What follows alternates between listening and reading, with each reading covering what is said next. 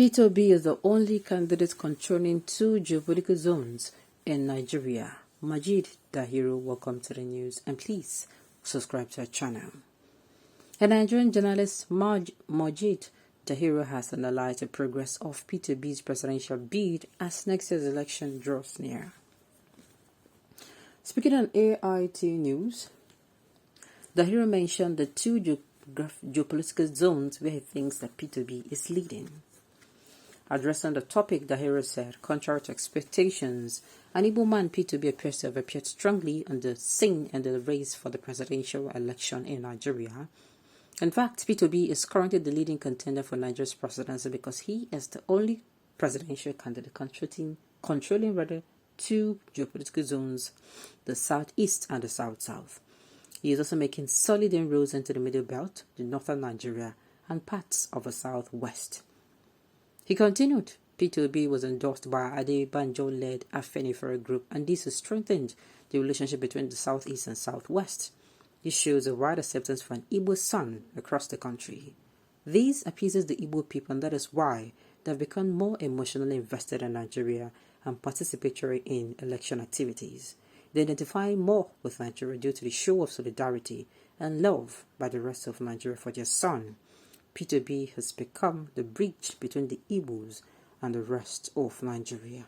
If you put it that way, if you read the whole story, you will know that they are actually kind of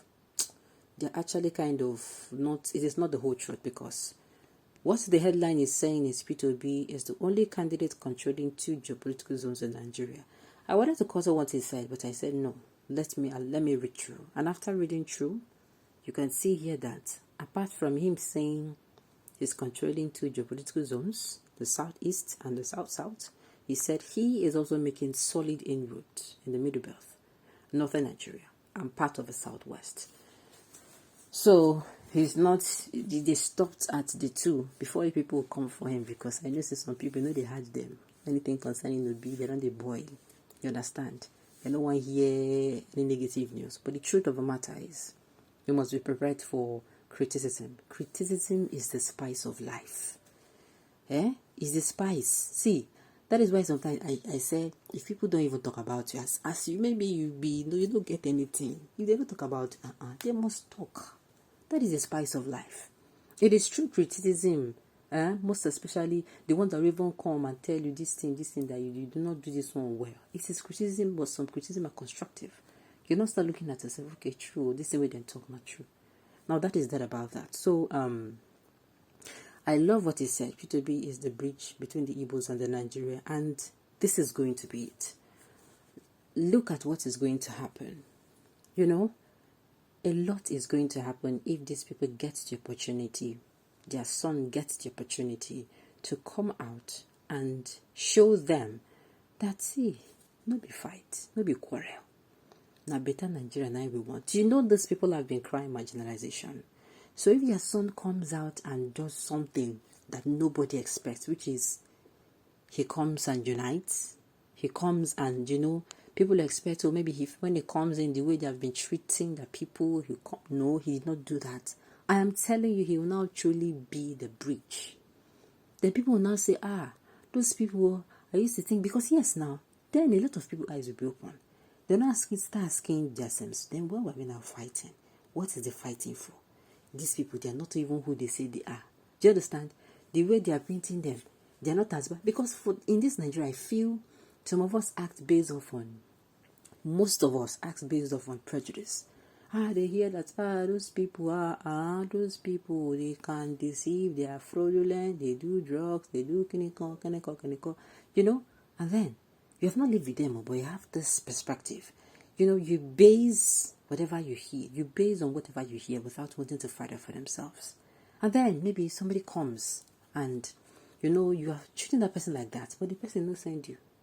The person, they live in life, and then you don't see those traits of those things they talked about. In fact, the person is exactly the opposite. And you're like, waiting on, you understand? It is that perspective now. You are not going to be the one preaching the gospel. Say, it's not all of them.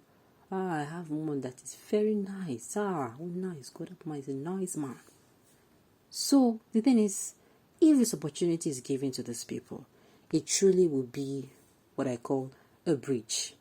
It will cement a lot of issues. A lot of people will have clarity on, okay, these people are not that bad now. Okay, this is it. And this is what we want.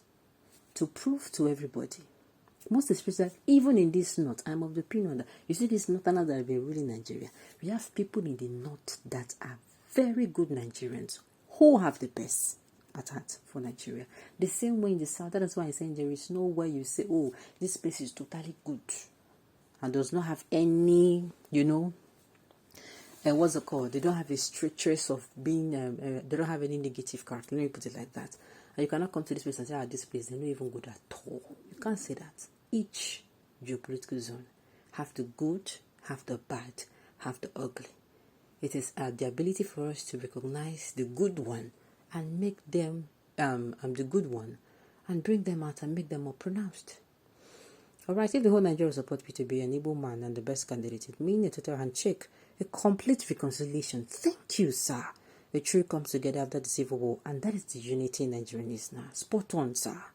Not one who call himself a unifier by marrying across sports. I'm telling you, it will do a lot of healing. Even those ones that come, we want to go. By the time he comes in, he acts as a unifier. He does not just act as their unifier. Get me straight. He did not come in as, my people, my region. Do you understand? He comes in and acts, because the thing these people have been clamoring for is what I call equity. They're not saying give us more. They're saying give us equity. They're saying the way you treat the North, the way you treat the Northwest, treat treat them, let everybody be equal. Then you will see how everybody will be like, it is going to a lot. People who have been, bought over by prejudice, they have not stayed with these people. They have condemned, the Nyamiris, they do this, they do that. And the other will say, the houses, the Northerners, this. No. You will now see for yourself that human being, they're different. It is actually individual. You don't generalize. All right. It is only rigging that will stop P2B not to win. Okay, well, that's your opinion. All right. P2B is the best candidate among the frontrunners, and more so, he is the answer to most things beckoning for answer in Nigerian economy. Well, like I said, truly, I stand with the writer's opinion. He is going to be a bridge. He's going to be that bridge.